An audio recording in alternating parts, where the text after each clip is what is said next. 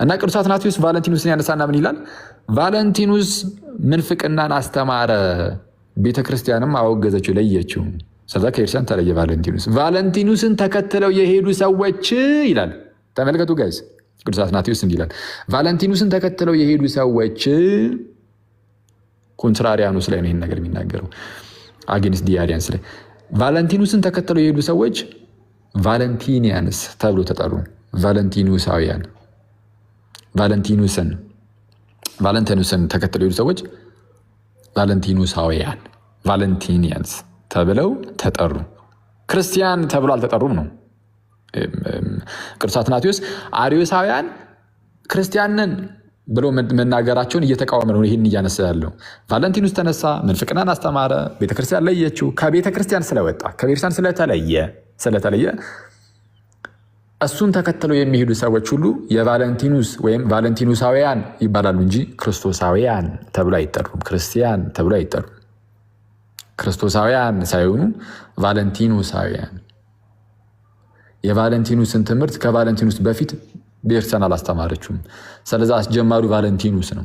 አስጀማሪው ቫለንቲኑስ በሆነበት ሁኔታ ውስጥ ደግሞ ቫለንቲኑስን ተከትሎ የሚወጣ ሁሉ የክርስቶስ ሳይሆን የቫለንቲኑስ ይሆናል ማለት ነው። ያ ሰው የቫለንቲኑስ ነው። በጌታ ምን አለው እንደዚህ ነው በዛ ወጥቶ በዚህ ገብቶ ምን ሊል ይችላል። አይ እኔ ኦርቶዶክስ ነኝ በቃ ወይ እንደዚህ ክርስቲያን ምን ሊል ይችላል። ግን ነው ከቫለንቲኑስ ጋር ያለ ከክርስቶስ ጋር አይደለም ያለው። በቃ ከቫለንቲኑስ ጋር ነው። ቫለንቲኑሳውያን የሚሆነው ቫለንቲኑሳዊ ይሆናል።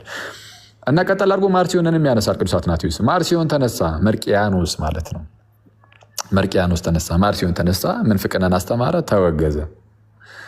ማርሲዮን ሲወገዝ እሱን ተከትለው የሄዱ ሰዎች መርቅያኖሳውያን ተባሉ፣ ማርሲዮናይትስ ተባሉ። ማርሲዮናይትስ መርቅያኖሳውያን ተብለው ተጠሩ። ክርስቶሳውያን ግን አልተባሉም። ክርስቶሳውያን እነማን ናቸው? ከቤተ ክርስቲያን ጋር እዛው የቀጠሉ ናቸው፣ ክርስቲያን ተብለው የሚጠሩ። ይህም ኖስቲክ መናፍቅ ነው እያለ እንደዚህ መናፍቃንን ያነሳና አሪዮስ ጋር ይደርሳል። አሪዮሳውያን ጋር አሪያንስ ጋር የሚደርስና አሪዮሳውያን ጋር የሚደርስና አሪዮስ የምንፍቅና ትምህርትን አስተማረ፣ ቤተ ክርስቲያንም ለየችው፣ እለእስክንድሮስ ለየው። ከእለእስክንድሮስ ጋር የቀሩት ክርስቶሳውያን ናቸው፣ ክርስቲያን ናቸው። አሪዮስ ግን የኤርሲያንን ትምህርት ከጥንት ጀምሮ የመጣውን በትውፊት የመጣውን እውነተኛውን መጽሐፍ ቅዱሳዊን ትምህርት እምቢ በማለት ተለየ፣ ከቤተ ክርስቲያን ተወገዘ።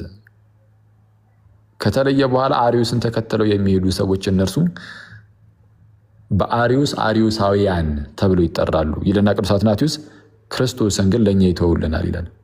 ክርስቶስን ግን ለእኛ ይተውልናል። ስለዚህም ክርስቶሳውያን ሆነን እንጸናለን እኛ።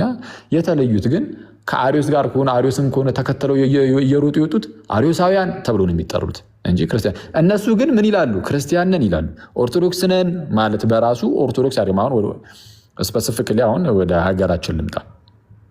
ሀገራችን ልምጣና ብዙዎች ኦርቶዶክስ ነን ይላሉ። ግን ኦርቶዶክስ ነን ማለት ግን በራሱ ኦርቶዶክስ አያደርግህም። አሁን ኦርቶዶክስ ነን ማለት በራሱ ኦርቶዶክስ አያደርግህም። ኦርቶዶክስ የሚያደርግህ መሰረታዊ ነገሮች አሉ። የመጀመሪያውና ዋነኛው ነገር በቃ በቅዱስ አትናቴዎስ ፕሪንሲፕል እንሂድ ካልን በኦርቶዶክስ ቤተክርስቲያን ውስጥ አለ የለህም ነው። በቃ አለቀ። ኦኬ አለውኝ የሚል ከሆነ ስለዛ የኦርቶዶክስ ቤተክርስቲያንን አስተምህሮ በአስተምህሮ ደረጃ ያለውን ማለት ነው ሙሉን ትቀበላለህ። አልቀበልም ካልክ በቤተክርስቲያን ውስጥ የለህም። እንዲህ እምነትህ ይገልጣል። አይተዋል። ጥምቀት አያድንም ብለህ ኦርቶዶክስ ነኝ ስትል ይሄ ሲጀመር አባትህ ዲያብሎስ እንደሆነ ያስታብቅብሃል። በቃ አለቀ። ይሄ በጣም ግልጽ እኮ ነው። በነገራችን ላይ ይሄ የሐሰት አባቷ ይሉ የለ ጌታችን ኢየሱስም ዲያብሎስን የሐሰት አባቷ ራሱ ዲያብሎስ ነው። ጥምቀት አያድንም ብለህ ኦርቶዶክስ ነኝ ስትል እየዋሸህ እንደሆነ ሕሊና የሚመሰክርልህ ጉዳይ ነው። ስለዚህ አንተ ገና ኦርቶዶክስ አይደለህም ብቻ አይደለም ከዲያብሎስ እንደሆንክም አንዱ ማሳያ ይሄ ነው። በነገራችን ላይ ኦርቶዶክስ ማለት አሁን እንደዚህ እያልኩ እየተናገርኩ ያለሁት ፕሮቴስታንቶችን አይደለም። ኦርቶዶክስ ሳይሆን ኦርቶዶክስ ነኝ የሚሉትን ብቻ ነው። ኦርቶዶክስ ሳይሆን ኦርቶዶክስ ነኝ የሚለውን ብቻ ነው እየተናገርኩ ያለሁት። ኦርቶዶክስ ሳይሆን ኦርቶዶክስ ነኝ የሚል ካለ ኢማጂን ጥምቀት አያድንም ብሎ መቶ ኦርቶዶክስ ነኝ ሲል ይህ ሐሰተኛ ነው፣ እናውቀዋለን። ቅዱስ ቁርባን እውነተኛ የራሱ የኢየሱስ ክርስቶስ ቅዱስ ስጋውና ክቡር ደሙ ነው። የጌታችን የኢየሱስ ክርስቶስ ቅዱስ የሆነው ስጋ እውነተኛ የሆነው ስጋው አማናዊ የሆነ እውነተኛ የሆነ ክቡር ደሙ በህብስትና በወይን መልክ እየተካፈልነው ነው ብሎ አያምንም። ግን ኦርቶዶክስ ነኝ ይላል። እንዲህ ያለው ሐሰተኛ ነው። ሐሰት ደግሞ እንዳልኳችሁም ከዲያብሎስ ነው። እነዚህ ሰዎች ከዲያብሎስ እንደሆኑ ይገለጡ ዘንድ ነው በነገራችን ላይ እንደዚህ ብሎ የሚናገሩት። ከጌታ ሳይሆን ከዲያብሎስ እንደሆኑ ይገለጥ ዘንድ አንዳንዴ በራሳቸው አፍ ያስመሰክራቸዋል። የኦርቶዶክስን አስተምህሮ አይቀበሉም፣ ኦርቶዶክስ ነን ይላሉ። ስለዛ ጌታ ልክ እንደተናገሩ ነው። የበግ ለምንድ የለበሱ ተኩላዎች እንደሚለው ኦርቶዶክስ ነኝ ይላል። ተመሳስሎ ለመምጣት ያለ አንዳንዶቹን አይታችኋቸው ከሆነ ግድንግድ ቀሚስ ያደርጉልሃል፣ ግድንግድ መስቀል ምናምን። በቃ ስታየው የሆነ ኦርቶዶክስ ነው የሚመስል። የሆነ ቀሚሱንም አንጀርግጓል፣ መስቀሉንም አጥልቋል። ከዛ በኋላ ይሄ ፊት ለፊት ላይ የሚታየው ነገር ኦርቶዶክስ ያስመስለውና ማለት ነው። ልክ ወደ ውስጡ ለምዱ ማለት ነው። ለምንዱ በግ ያስመስለውና ኦርቶዶክስ ያስመስለውና ልክ ወደ ውስጡ ልክ ስትገባ ሰርስረ የሀገር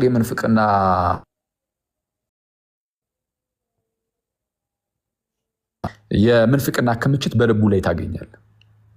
እዛው ጋር ውስጥ ላይ ልክ ስትገባ ተኩላውን ታገኘዋል። ስለዚህ እነዚህ የበግ ለምድ የለበሱ ተኩላዎች እንደሚለው ጌታችን ኢየሱስም እንደነዚህ አይነት ሰዎች ኦርቶዶክስን ለመምሰል ይሞክራሉ፣ ግን እነርሱ ተኩላዎች ናቸው። ማለትም መስለው ብቻ የሚመጡ ማለት ነው። እና ኦርቶዶክስ ነኝ ብለህ ኦርቶዶክስ መምሰል ትችላለህ፣ ኦርቶዶክስ መሆን ግን አትችልም። እሱ ነው ልዩነቱ። ኦርቶዶክስ ነኝ እያልክ በአፍህ ኦርቶዶክስ መምሰል ይቻላል። ሰይጣን እንኳን የብርሃን መልአክ እንዲመስል ራሱን ይለውጣል ተብሎ እንደተነገረ ነው። ስለዚህ ኦርቶዶክስ ነኝ ብሎ ኦርቶዶክስን መምሰል ይቻላል። ኦርቶዶክስ ነኝ ብሎ ብቻ ግን እንደዚሁ ኦርቶዶክስ መሆን አይቻልም። ኦርቶዶክስ ለመሆን የኦርቶዶክስን አስተምህሮ መቀበል ይጠይቃል። ይህ በእምነት በአስተምህሮ ደረጃ የኦርቶዶክስን አስተምህሮ መቀበል ይጠይቃል። ሁለተኛው ደግሞ ፌዝ ምንድን ነው? ኦርቶዶክስ ለመሆን አንድ ሰው በኦርቶዶክስ ቤተክርስቲያን ውስጥ ሲኖር አካሄዱንም እንደ ቤተክርስቲያን ሊያደርግ ይገባዋል። ምን ማለት ነው? ሁልጊዜም ቢሆን በንስሐ እየተመላለሰ ከቅዱስ ቁርባን ከቅዱስ ምስጢር እየተካፈለ መኖር አለበት። አሁን ይሄ ዞር ብለን ራሳችን አሁን ከእምነት አንጻር በቤተክርስቲያን ውስጥ ቁጭ ያለን ሰዎችን ሁላችንም ደግሞ ይሄ የሚመለከት ጉዳይ ይሆናል ማለት ነው። እዚህ ጋር ያለን ብዙዎቻችን ኦርቶዶክሳውያንን የኦርቶዶክስን አስተምህሮ ሙሉ በሙሉ ስለምንቀበል ማለት ነው። በአስተምህሮ ደረጃ ያለውን ሁሉንም ነገር እንደው የተወሰነቿን እየተቀበልኩ የተወሰነቿን ልተው ሳንል ሙሉን እንቀበላለን። በአስተምህሮ ደረጃ የተቀመጠውን ሁሉ ግን ደግሞ ከቅዱስ ቁርባን እየተካፈልን ንስሐ እየገባን ማለት ቶሎ ንስሐ እየገባን ቶሎ ከቅዱስ ምስጢር እየተካፈልን የማንኖር ከሆነ ግን ምንም እንኳን በአስተምህሮ ደረጃ የኦርቶዶክስ ክርስቲያንን ተቀብለን ተጠምቀን ተወልደን የምንኖር ብንሆንም ህይወታችን ግን የሆነ ክርስቲያን ኦርቶዶክስ ሆነን ግን መኖር እየቻልን አይደለም ማለት ነው። ስለዛ ቅዱስ አግናጢዮስ አንድ ነገር ይናገራል። እንግዲህ እኔ ክርስቲያን ተብዬ መጠራትን አይደለም የሚሻው ይላል። ክርስቲያን ተብዬ መጠራትን የሚሻ አይደለሁም፣ ይልቁንም ክርስቲያን መሆን ግን እፈልጋለሁ ይላል። ክርስቲያን ተብዬ መጠራት ቅዱስ አግናጢዮስ ማለት ያ በጣም ታላቁ አባት ማለት ነው። ክርስቲያን ተብሎ የመጠራት ጉዳይ አይደለም፣ የመሆን ጉዳይ ነው። የመሆን ጉዳይን ደግሞ እርሱ ያሳይ ነበር በሳቱ በሰማዕትነት። አግናጢዮስ በጣም ድንቅ ሰው ነው፣ ብዙዎቻችሁ እንደምታውቁት ማለት ነው።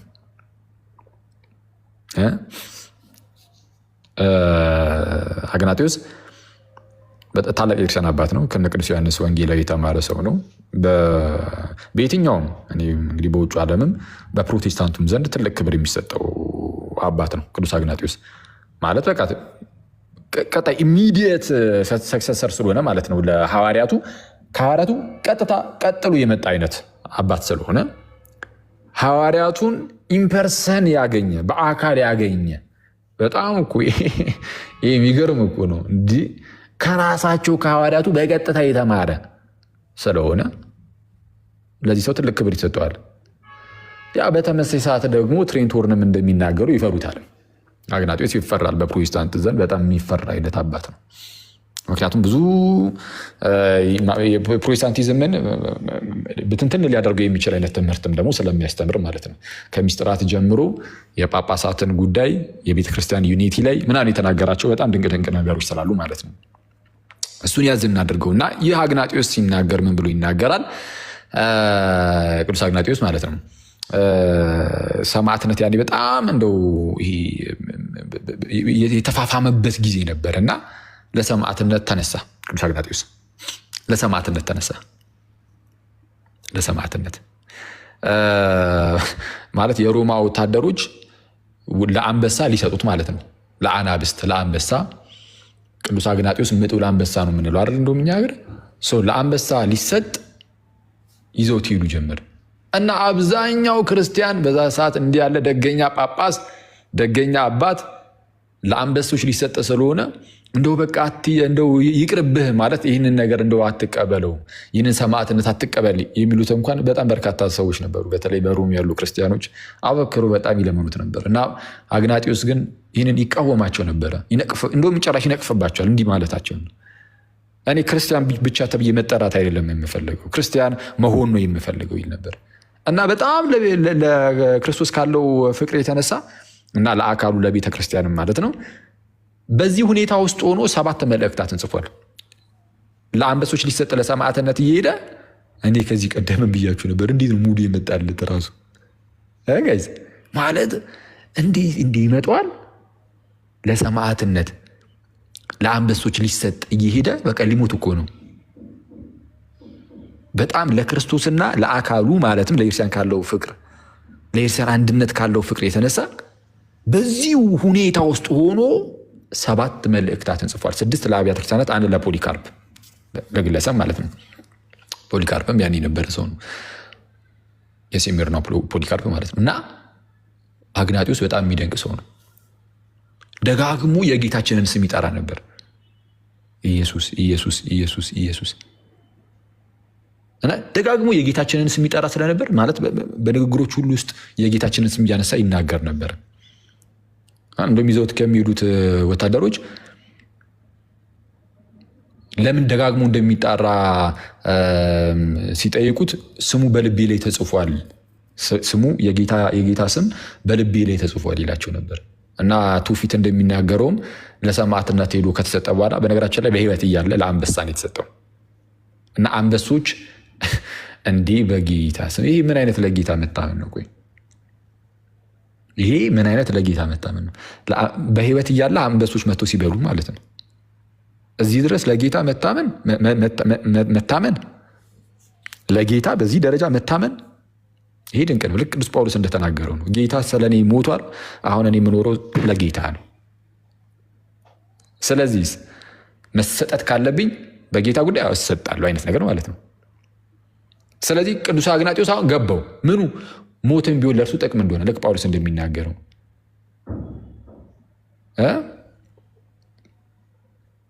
ለእኔ ሕይወት ክርስቶስ ሞትን ቢሆን ጥቅም ነው ብሎ እንደተናገረው ጳውሎስ ለእኔ ሕይወት ክርስቶስ ሞትን ቢሆን ጥቅም ነው፣ ሞት ጥቅም ነው የሚለውን ተዋህዶታል። ኦልሬዲ እንደኛ የማወቅ ጉዳይ አይደለም፣ የምርም ውስጡን ተዋህዶታል። ስለዛ ገባበት ቅዱስ አግናጢዮስ። ግን እንዳትረሱ ክርስቲያን ተብዬ መጠራትን አይደለም የሚሻው፣ ይልቁንም ክርስቲያን መሆን ነው የምፈልገው ይላል እና ልክ ለአንበሶች ተሰጡ፣ ልቡ ተገኘች ምንም ሳትሆን እና በትውፊት የመጣ ማለት ነው። እና ልቡ ለሁለት እነዛ ወታደሮች ልቤ ላይ የጌታ ስም ተጽፏል ሲል ነበረ፣ እስቲ እንየዋ ብለው በመሳለክ ሲከፍቱት በወርቃማ ጽሑፍ ኢየሱስ የሚለው ስም በልቡ ላይ ነበረ። ይሄ እንደ ሚራክል እንደ ተአምር መያዝ ትችላላችሁ። ይሄ በትውፊት ያለ ከትውፊት አንጻር ማለት ነው እንዲህ ያለ ነገር ነበር እና የጌታን ስም በልቡ ይዞ የሚብረር ይሄ በትውፊት ነገራችን ላይ ያ ሕፃን ልጅ ማለት ነው ጌታ አንስቶ የተሸከመው ሕፃን እንደዚህ ሕፃን ካልሆናችሁ በስተቀር ብሎ የተናገረለት እርሱ ሕፃን አድጎ እንደሆነ ነው የሚታወቀው በትውፊት ማለት ነው። እና ቅዱስ አግናጢዮስ እንዳትረሱ ምን አለ? ክርስቲያን ተብዬ መጠራትን ብቻ የምፈልግ አይደለሁም፣ ይልቁንም ክርስቲያን መሆን የምፈልግ ነኝ። ስለዚህ አሁን እኛ እንደ ክርስቲያን ማለት ነው በነገራችን ላይ ይህን አባት ማሰብ ምናምን የምትፈልጉ ከሆነ በ24 ነው ቀኑ በ24 ነው። ኢትዮጵያ ውስጥ አንድ ቤተክርስቲያን ነው መሰለኛል ነው በቅዱስ አግናጢዮስ ስም አንድ ቤተክርስቲያን ነው መሰለኛለሁ ካልተሳሳትኩኝ። እና በጣም ታላቅ አባት ነው፣ በሁሉም ዘንድ የተከበረ ነው እንዳልኳቸው፣ ኢቭን በፕሮቴስታንቱም ዘንድ ማለት ነው። ግን ቅድም እንዳልኳችሁ ትሬንት ሆርንም እንዳለው በተመሳሳይ ሰዓት በጣም ከሚፈሩት ማለት በፕሮቴስታንት ዘንድ የሚፈራ አይነት ግን አባቱም ደግሞ እንደሆነ ልብ ልንለው ይገባል ትላለህ። ኤኒዌይስ ያም ሆነ ይሄ ግን እሱ ነው። አሁን እዛ ውስጥ አልግባና እኛ እንደ ክርስቲያን ስንኖር በአስተምህሮ የስ ክርስቲያኖች ነን፣ ግን በህይወት ደግሞ ክርስቲያን መሆን ደግሞ ይጠበቅብናል። ዝም ብሎ ክርስቲያን ናችሁ ተብለን መኖር ብቻ የምንሻ አይደለንም። የሳው ክርስቲያን ነን፣ ግን ክርስትናችን በህይወትም ደግሞ መሆን አለበት። በአስተምህሮ ብቻ መሆን የለበትም። በአስተምህሮ ክርስቲያን ነን፣ ጥርጥር የሌለው የክርስቶስ ነን። በህይወታችንም ደግሞ ልክ እንደ አግናጢዎስ የክርስቶስ መሆን አለብን። ክርስቲያን ተብሎ መጠራትን ብቻ የምንፈልግ ሳንሆን ይልቁንም ክርስቲያን ሆኖ መኖርን የምንፈልግ መሆን አለብን። ስለዚህ አንዳንድ ሰዎች እንዳልኳችሁ ኦርቶዶክስ ነን ስላሉ ብቻ ኦርቶዶክስ ናቸው ማለት አይደለም። አንዳንድ ሰዎች ቅድም እንዳልኳችሁ አንዳንዱ ቀሚሳቸውን ለብሰው ይሄ የመምህራንን ቀሚስ ከዛ በኋላ ግርንግድ መስቀል ያጠልቃሉ፣ ይመጣሉ፣ በስመ አብ ወወልድ ምናምን ብለው ነው የሚጀምሩት። ራሱ አሁን ይሄ እንደዚህ አይነት ነገር የተለመደው የት ነው? አሁን የኦርቶዶክስ ቤተክርስቲያን ውስጥ አይደለ? በቃ እያንዳንዱ እንደዚህ አይነት ነገር በቅዱስ መስቀል ምልክት በማማተብ ምናምን ነገር አድርገው የምን መስቀል ይዞ ማለት ነው በመጀመር ይናገራሉ፣ ያወራሉ። አሁን ፊት ለፊት ላይ ይህንን ስታዩት ኦርቶዶክስ ይመስላሉ አይመስሉም? ይመስላሉ።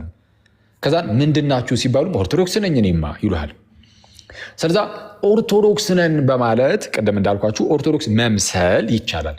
ቀሚሱንም መስቀሉንም ምኑንም ጨበጥ አድርጎ ያዝ አድርጎ ኦርቶዶክስ መምሰል ይቻላል። መሆን ግን አይቻልም እንዳልኳችሁ። ስለዛ ቅድም እንዳልኳችሁ ነው። ተኩላ በግ ነኝ ብሎ በግ ሊመስል ይችላል። አሁን የመጽሐፍ ቅዱስ ምሳሌ ነው። ከመጽሐፍ ቅዱስ ምሳሌ አንጻር ስነሳላችሁ ማለት ጌታ የበግ ለምድ የለበሱ ተኩላዎች ብሎ እንደተናገረው የበግ ለምድ የለበሰ ተኩላ ማለት የበግ ለምድ ከላይ ያለውን ክፍሉን የበግ ነው የለበሰው። ስለዛ ፊት ለፊት ላይ ስታዩት በግ ነው የሚመስለው ማለት ነው። ተኩላ በግ ነኝ ብሎ በግ መምሰል ይችላል። በግ መሆን ግን ይችላል? አይችልም። በግ መሆን አይችልም። በግ መምሰል ይችላል። ምን በማድረግ? በግ ነኝ እያለ የበግ ለምድን በመልበስ። ኦርቶዶክስ ነኝ በማለት ኦርቶዶክስ የምትጠቀምባቸውን የምትለይባቸውን አንዳንድ ነገሮችን በመጠቀም ኦርቶዶክስ ነኝ ብሎ ኦርቶዶክስን መምሰል ይቻላል። ኦርቶዶክስ መሆን ግን አይቻልም ነው። ኦርቶዶክስ ነኝ ብሎ ኦርቶዶክስ መምሰል ይቻላል። ኦርቶዶክስ መሆን አይቻልም። ስለዚህ ኦርቶዶክስን አንድን ሰው ኦርቶዶክስ የሚያሰኘው ምንድን ነው ተብሎ ከተጠየቀ አጭሩ መልሳችን ምንድን ነው? አንደኛ አስተምህሮ፣ የኦርቶዶክስን አስተምህሮ። በኦርቶዶክስ ቤተክርስቲያን ውስጥ አስተምህሮ አለ። በአስተምህሮ ደረጃ ሁሉንም አስተምህሮ ትቀበላለህ ወይ? በአስተምህሮ ደረጃ ያለውን ነው እያልኳቸው ያለሁት። በኦርቶዶክስ ቤተክርስቲያን ውስጥ የተለያዩ መጽሐፍት አሉ። በርካታ መጽሐፍት አሉ። በግለሰቦች የሚጻፉ በተለያየ አጋጣሚ የሚጻፉ የተለያዩ አይነት መጽሐፍት አሉ። እነዛ መጽሐፍት ውስጥ ያለውን ሁሉ ተቀበል እየተባልክ አይደለም ማለት። እሱንማ ሲጀመር አጥንተህ ትጨርሰዋለህ? አጥንተህም አትጨርሰውም። አየህ፣ ለድህነትህ ግን የሚያስፈልግህ ምንድን ነው ከተባለ አስተምህሮን ማወቅ መረዳት። እሱ ለድህነትህ ግዴታ ነው እንጂ እንደ በኦርቶዶክስ ያሉትን መጽሐፍት ሁሉ አንብብና እዛ ውስጥ ያለውን ሁሉ ተቀበል አይደለም። በቃ መቀበል ያለብህ የግድ መቀበል ያለብህ አስተምህሮ አለ። እሱን አስተምህሮ የግዴታ ማወቅ አለብህ። ሌሎቹን ግን የግዴታ ማወቅ ያለብህ ነገሮች አይደሉም። አብዛኞቹ የግዴታ አንብበህ ማወቅ አለብህ። ይህን ሁሉ የተፈጸሙ ታሪኮችን የተለያዩ ነው፣ እንደዛ አይደለም። አስተምህሮን ግን ግዴታ ማወቅ አለብህ። ማወቅ ብቻ አይደለም፣ ማመን መቀበል አለብህ።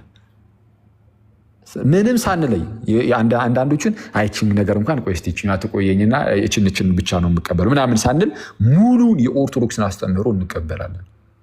አንዱን ኦርቶዶክስ የሚያሰኘው አንደኛ ይሄ ነው አስተምህሮ። ሁለተኛ ግን የህይወት ጉዳይ ነው። በቤተ ክርስቲያን ውስጥ መሆን እሱ እንዳለው ነው ማለት ነው። ሁሉም ነገር ይሄ ቤተክርስቲያን ውስጥ ሆኖ የሚፈጸም ነገር ነው። ከቤተክርስቲያን መውጣት አትችልም። ከቤተ ክርስቲያን ወጥተህ ራሱ ነገራችን ላይ የኦርቶዶክስን አስተምህሮ ሁሉን እቀበላለሁ ብትል ኦርቶዶክስ መሆን አትችልም። ስቲል ከአካሉ ተለይተሃል። ትዕቢተኛ ነህ ማለት ነው። የኦርቶዶክስን አስተምህሮ ሙሉን የምትቀበል ከሆነ ምን ትሰራለህ? ውጭ ላይ መተህ አትገባም? መተህ መግባት ነው። ስለዚህ የኦርቶዶክስን አስተምህሮ ሙሉን መቀበል ይጠይቃል። ሁለተኛ ደግሞ የህይወት ጉዳይ ነው እንዳልኳችሁ። በህይወት ደግሞ ኦርቶዶክስ ሆኖ መኖር ያስፈልጋል። ክርስቲያን ሆኖ መኖር ያስፈልጋል። ሁለቱን ነገሮች ሳታሟላ ቢያንስ የመጀመሪያው ስለሆነ የመጀመሪያውን ሳታሟላ ኦርቶዶክስ ነኝ ብለህ መናገር አትችልም ነው። ስለዛ ሲሲዬ እንደዚህ ብሎ የሚናገሩ ሰዎች ካሉ አሁን ያወራሁት በነገራችን ላይ ስለ ፕሮቴስታንቶች አይደለም። ፕሮቴስታንቶችን ነቅፌ ያወራሁት አይደለም። አሁን ያወራሁት እንዳትረሱ። ያወራሁት ማለት ብዙ ፕሮቴስታንቶች በቃ እኔ ፕሮቴስታንት ነኝ ብሎ ይመጣሉ። አለቅ ከዛ በኋላ እንነጋገራለን ምናምን። በጣም በርካታ የምንወዳቸው ደገኛ ፕሮቴስታንት ወንድመቶች አሉን።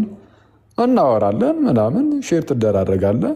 ስህተት ናቸው ብለን ስለምናምን እኛ ስህተታችሁ እዚህ ነው ብለን ደግሞ እንናገራለን። ብዙ ጊዜ አንስተናል። እንግዲህ ስህተት ነው ብለን ያሰብናቸውን ትምህርቶቻቸውን እያነሳን በጣም በርካታ የድህነት ጉዳይ ላይ እያነሳን ተነጋግረናል። እስከዛሬ ወደፊትም እንነጋገራለን ጌታ በረዳልክ እና ብንችል ደግሞ በመከባበር ማለት ነው። እንዳልኳችሁም በጣም በርካታ ደገኛ ፕሮቴስታንት ወንድም እህቶች ስላሉ በዙሪያችን። ይህ እንዳለ ሆኖ ግን ፕሮቴስታንት ሆነው ወይም ደሶኮል ተሐድሶች ማለት ነው ኦርቶዶክስ ነኝ እያሉ በኦርቶዶክስ ማሊያ ለመጫወት የሚሞክሩ ካሉ ለእነሱ ብቻ ነው አሁን እነዚህ ነገሮች ሁሉ የተናገርኩት። እስካሁን ኦርቶዶክስ ነኝ ይሉሃል፣ ፕሮቴስታንት ናቸው ውስጣቸው። እነዚህ ቀደም እንዳልኳቸው ሐሰት እንደሆነ ሕሊናቸውም ስለሚመሰክርላቸው የሐሰት አባቷ ዲያብሎስ ነው ብያቸዋለሁ። ስለዛ ከጌታ ሳይሆኑ ከዲያብሎስ ሲሆኑ ዘንድ ይገለጡ ዘንድ ነው እንደዚህ እያደረጋቸው ያለው። ነገራቸው ላይ እንዲህ እየሆኑ ያሉት ከጌታ ሳይሆን ከዲያብሎስ እንደሆኑ ይገለጡ ዘንድ ነው እንደዚህ የሚሆኑት የሚል ነገር እናያስቀምጥ ነው። ይበቃል መሰለኝ። አክሊልሻ ቴንኪው። እኔም ይህን ጥያቄ እንድትመልስልኝ ነበር። ማንም ሰው ተነስቶ ኦርቶዶክስ ነኝ ብሎ ክሌም ማድረግ ይችላሉ የሚለውን ነገር ነበር የኔ ጥያቄ። በተገቢ ሁኔታ ተመልሷል። እናቱ የምትጨምረው ነገር ካለ ወይ ዮሐዴ ተሙ የምትጨምሩት ነገር ካለ አንተ ራስህ እስከ መቼ ነው ኦርቶዶክስ ነኝ እያልክ የምታጭበረብረው? እኔ ወንድሜ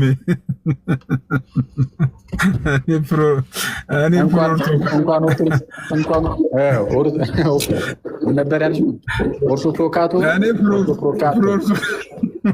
ካቶሊክም ነኝ ኦርቶዶክስም ነኝ ፕሮቴስታንት። ዶክተር ወዳጄ ነህ እንዴት ነህ? ዶክተር ወዳጄ ነህ። ዮሐዴ የምትጨምረው ነገር አለ? ዮሐዴ ወይ ናቱ አለ? መንገድ ላይ እሺ ዮሐዴስ?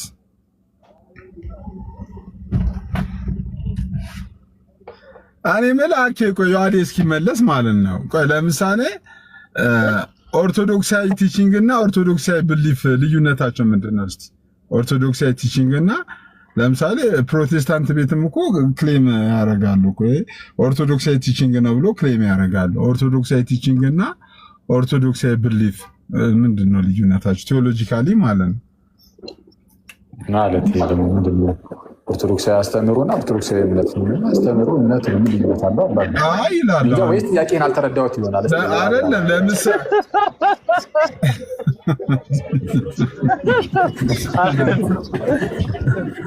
ምን ተገለፍጣለህ?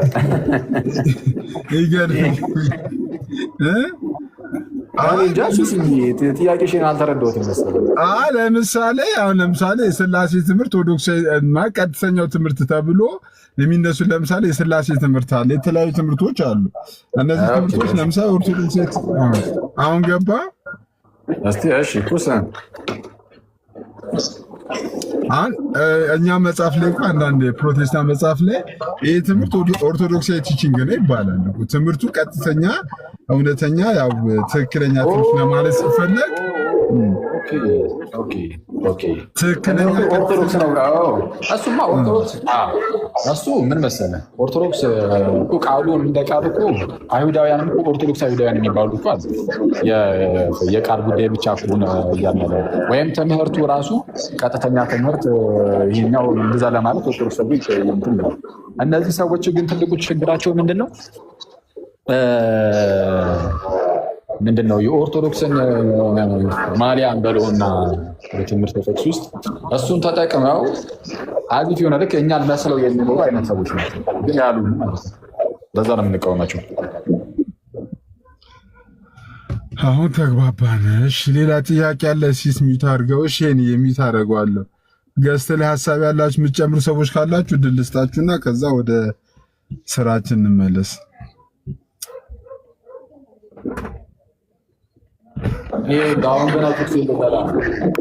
ቆይ አንዴ እሺ እዝነት አንዴ የምትይው ነገር አልወጣሁም። ኧረ እባክህ እነዚህ ሆነው ነው እንትን እያልኩ ያሉት ትናንት ይዤ የገባሁት የለም ፓፓ እሱን ፍሪጅ ውስጥ አሳድሪው አሁን ላሞቅ ነው። መብራት መጣ ቲሶ ወይ የሰፈር ነው። እኔ ለእንትና እኮ እመጣለሁ እኮ አስረክበዋለሁ። አታስብ። ቆይ አንዴ ወደ ርዕሱ እንመለስ። ቆይ አንዴ አታስብ። እሺ ኦኬ። እዝነት አንድ ቁጥር እየጻፈች ነበር። ቴንኪዩ ሲሲዬ፣ እንዴት አላችሁ? ሰላም ክርስቶስ ይብዛላችሁ። እንዴት ነሽ?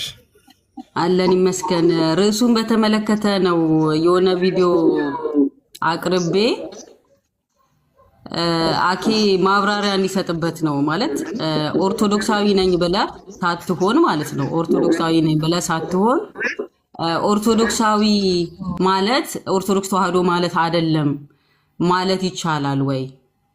ማለት ኦርቶዶክስ ሳትሆን ኦርቶዶክስ ነኝ ብለህ ክሌም እያደረግ ተሳስተናል እኛ ኦርቶዶክሳውያን እያልክ ነገር ግን ኦርቶዶክስ አይደለም መልሰህ ደግሞ ኦርቶዶክስ ተዋህዶ እኮ አላልኩኝም ስለዚህ የኢትዮጵያ ኦርቶዶክስ አይደለሁም ማለት ይቻላል ወይ?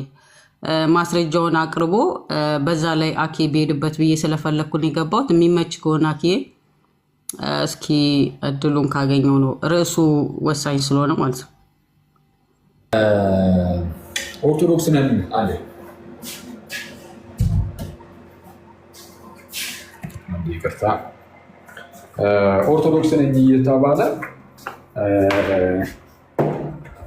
ምንድነው እኛ ኦርቶዶክሳውያን እየተባለ ይቅርታ፣ እኛ ኦርቶዶክሳውያን እስከ መቼ ነው እንዲህ የምንለው ምናምን እየተባለ እኛ ኦርቶዶክሳውያን ሊሆን ይችላል። እንደዚህ አይነት ነገር ወይ ግልጽ የሆነ ሐሰተኛነት፣ ውሸታምነት፣ የዲያብሎስ ልጅነት። በጣም ይቅርታ ስናገር በጣም በስንፍና ውስጥ ስንመላለስ አንዳንዴ የእሱ እንዳንሆን በጣም መፍራትና መጠንቀቅ አለብን። በስንፍና ውስጥ ስንመላለስ ማለት ነው። እና ወይ ግልጽ የሆነ ሐሰተኛነት ነው፣ ውሸታምነት ነው፣ ወይ ደግሞ የሆነ የአእምሮ እክል ምናምን ደግሞ ሊኖር ይችላል። ከሁለት አንዱ ሊሆን ይችላል። እንግዲህ አላውቅም። ያም ሆነ ግን አንድ ሰው እኔ ኦርቶዶክስ ነኝ ካለ እኔ በቃ በግልጽ መምጣት እንዲህ በጣም ቀላል እኮ ነው። ጌታን በጣም በቃ እንዲህ ፕሮቴስታንት ከሆነ አንድ ሰው በቃ እኔ ፕሮቴስታንት ነኝ አለቀ፣ ይኸው እንደዚህ እንደዛ በቃ። ከዛ ውጭ እኛ ኦርቶዶክሳውያን በዚህ ወጡ በዛ ገብቶ ያውም ተሐድሶ ጋር ህብረት አደርጋለሁ። ተሐድሶ ጋር ህብረት የሚያደርግ ኦርቶዶክስ ከየቱ ከመጀመሩ ነው የመጣው? እና ለእነዚህ አናለን እንደው እውነቱን ለመናገር ትኩረት መስጠትም አያስፈልግም። ለእነዚህ ምላሽም አያስፈልጋቸውም። በራሳቸው ጊዜ እንግዲህ እንትን ይበሉ። ግን አኬ በጣም ይገርም ካለ በዚሁ በፕሮቴስታንቱ ደግሞ ራሳቸውን በደንብ ፕሮቴስታንት እንደሆኑ ፕሮቴስታንትን ወክለው አስተምሮቱን የሚናገሩ በጣም ጎበዝ ተብለው ለፕሮቴስታንት መልስ ይሰጣሉ ተብለው በዙሪያዎቿ የተገኙት ስም ማንሳት ስለሌለብኝ ነው። በጣም ብዙ በጣም ሪስፔክት ማድረጋቸው የፕሮቴስታንት ወንድሞች ምንድን ያሉት ልክ ናት ነው የተባለው ማለት ነው። ማለት ለእሷ ያደረገችው ነገር እንደውም ጥሩ ስራ ነው እየሰራች ያለችው። ምንድነው ጥሩ? አንድ ፕሮቴስታንት እኔ ፕሮቴስታንት ነኝ ብሎ ነው ሲስ ራሱን ችሎ ነው ፕሮቴስታንት እንደሆነ እየተናገረ ነው እንጂ የግዴታ እኔ ኦርቶዶክስ ነኝ ብሎ ስለ ፕሮቴስታንት አውርቶ አያውቅም። ማንም አላውቅም። ኤርሚያስ ራሱን ፕሮቴስታንት አድርጎ ነው ከኦርቶዶክስ እንደወጣ አድርጎ ነው የሚያወራው። ነገር ግን በዙሪያ ያሉት ፕሮቴስታንት በጣም በቃ ማለት ሪስፔክት ማደርጋቸው ወንድሞች ራሳቸው ልክ ናት ሲሉ ምንድነው ልክ? አንድ መጽሐፍ ቅዱስን አንብቦ ለተረዳ ሰው የመጽሐፍ ቅዱስን አስተምሮ መናገር የሚችል ሰው አልተሳሳተችም እንዴት ሊባል ይችላል? ማለት ውሸትን ውሸት አይደለም እንዴት ልትል ትችላለህ? ምንድነው መስፈርት? መጽሐፍ ቅዱስን አንብበህ የምታብራራ ሰው አስተምሮትን ትክክል ነው ብለህ የምትከተል ሰው እንዴት ነው እሱ ማስረጃ እየታየ አሁን የከፈትኩላችሁ ቪዲዮ እኛ ኦርቶዶክሳውያን ነው የሚለው። እኛ ኦርቶዶክሳውያን ኦኬ፣ እኛ ኦርቶዶክሳውያን ሚንስ ኦርቶዶክስ በቃ ሌላ ምንም ሊሆን ይችላል። በኢትዮጵያ ውስጥ ደግሞ ቅድም እንዳልከው የአይሁድ ኦርቶዶክሳዊ የሚባለውንም አንስተው ለእሷ ሊሰጣት ተፈለገ ማለት ነው። ተሐድሳውያን እኛ ተሐድሳውያን ነን ብለው የማያውቋትን ኦርቶዶክስ ባክ ቱ ዘ ኦሪጂን ብለው ነው የሚያወሩት። የቷ ብለህ ስትላቸው ራሱ ሊሰጡህ የማይችሉት ነገር ማለት ነው። እነሱ ራሱ ኦርቶዶክስ ነን አላሉ። ማንም ተሐድሷዊ እኔ ኦርቶዶክስ ነኝ አይልም። እኛ ከኦርቶዶክስ የወጣነን ግን ተሐድሶ ነን ብሎ ነው ራሱን የሚያወራው ማለት ነው። ግን እሷ ራሷን እኛ ኦርቶዶክሶች እያለች ቪዲዮ እየሰራች ማስረጃ እየተሰጣቸው ብዙ የፕሮቴስታንት ወንድሞች ኖ አልዋሸችም ይልካል ማለት ነው። ምንድን ነው መጽሐፍ ቅዱስ የምትንከባከበው ውሸት ለማለት ነው። ቀጥሉ። በአጭሩ በይውልሽ አሁን እንግዲህ እንደዚህ ያሏት ወንድሞችም ካሉ እንግዲያውስ አንቺ በደረጃ እንዳሰብሽ የማከብራቸው ምናምን ያልሻቸው አይነት ወንድሞች ምናልባትም የሆነ በቃ ምንድነው ሊሆን የሚችለው ዶንት ወርዝት ማለት ነው። የሆነ ያንቺን ምንድነው ይሄ ክብር ዶንት ዲዘርቭ ባጭሩ ዲዘርቭ አያደርጉትም ያንቺን ክብር። በቃ አለቀ። አለማክበር ነው። እንደዚህ አይነት ሰውን ምንድነው ክብር አለመስጠት፣ አለማሳየት፣ አለቀ። የመሰሉ እነሱ ራሱ በቃ የተከበሩ የመሰሉ ብቻ ናቸው ማለት ነው። በተቻለ አቅም ከእንደዚህ አይነት ሰው መራቅ ነው የሚሻለው። በጣም እንትን ነው አሰርች ነው የሚሆን አለበለዚያ አሁን ለእነዚህ መልስ እየሰጡ መኖር ማለት የሆነ በጣም አሰርችን የሚያደርገውና መራቅ አለቀ። አለማየት እንደነዚህ አይነት ሰዎችን እነሱ ብቻቸውን ያውሩ፣ ብቻቸውን ይሞጋገሱ። እንደዛ ይሻላል።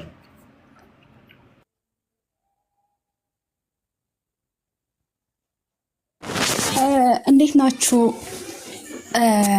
ደህና ናችሁ? በቲ አኬ እንብላ እያሉ ነው ከታች። ወይ ምግቡን በልተህ ጨርስ። እኔ እንጀራው ጋግረዋለሁ፣ እሱ ይበላዋል። በቲ እንትን ነው ምንድነው ምንድን ነበር ረሳሁት። በጌታ ስም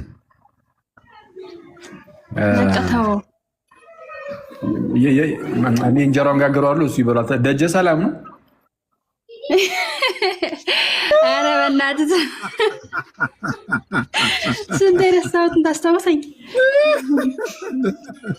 ደጀ ሰላሙ እሺ፣ ደጀ ሰላሙ ጭዌ እሺ። ቀጥይ ቤትዬ። አይ እኔ ሪል እንጀራ እየጋገርኩ ስለሆነ ነው። ያው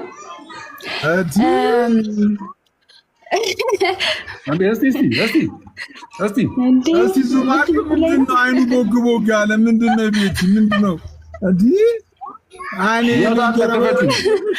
ታዲያ እኔ ሌላው እንጀራ ነው እንደምጋግር። ለማንኛውም እንትን ነው አሁን የገባሁበት አንደኛው እንጀራ አይን የለውም። አይቼዋለሁ። አክፈችው አይን የለውም። ይሄ ነገር እንዲህ እንጀራ ዳቦ አቅርብኝ።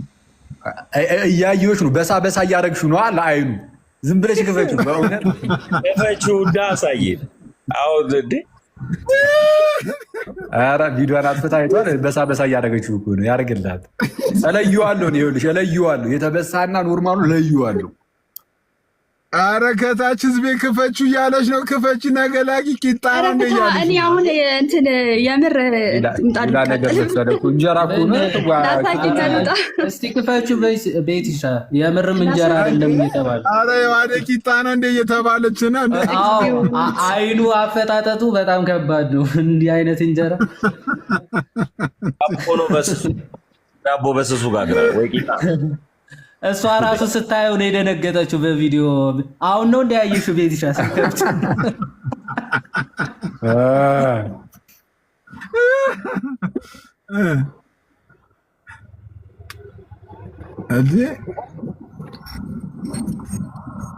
ፈራች አዲስ እንጀራ እየጋገረች ነው። ድንገት ከወጣላት እስቲ ድሏን ልሞክር ነው። ይኸውልህ አላልኩም አዲስ እንጀራ እንደ አዲስ ነው። አዲስ ነው ነገርኩህ እኮ አዲስ ነው። የቅድሙ እንጀራ እኮ ከፈት ስታደርገው ጠቀሰኝ ነገር። አንዱ አይኑ ብቻ ነው የተከፈተው፣ ሌላው እንዳለ የሚችል ሰው አይኑ እንዳይታይ እኮ ሊጡን እንድናይ ያደረገችን ሀራም አለሽ እንዴ። ኧረ በስተዋለች መሀል ላይ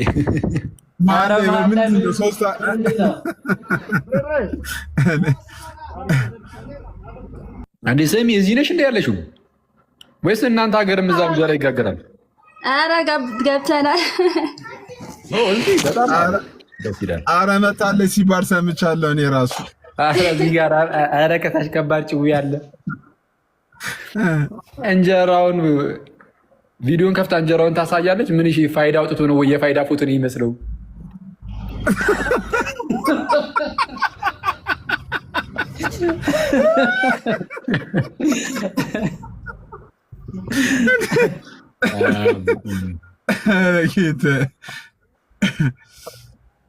እሺ ቤትሻ ወደ ሀሳብሽ ተመለሽ።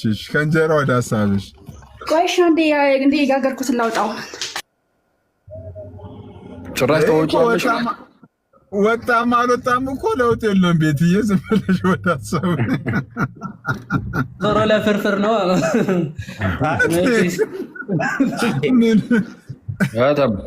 እንጀራው ሲጣቀስ እኮ አማለለኝ ያለውስ ልጅ እርፍ። የት ሆነ ነው?